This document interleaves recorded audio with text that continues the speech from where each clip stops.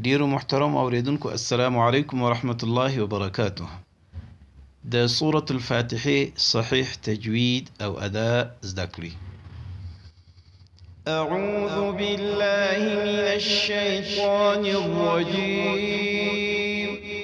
بسم الله الرحمن الرحيم. الحمد لله رب العالمين الرحمن الرحيم مالك يوم الدين.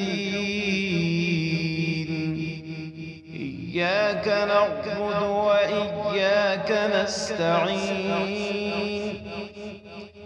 اهدنا الصراط المستقيم صراط الذين أنعمت عليهم غير المغضوب عليهم ولا الضالين آمين.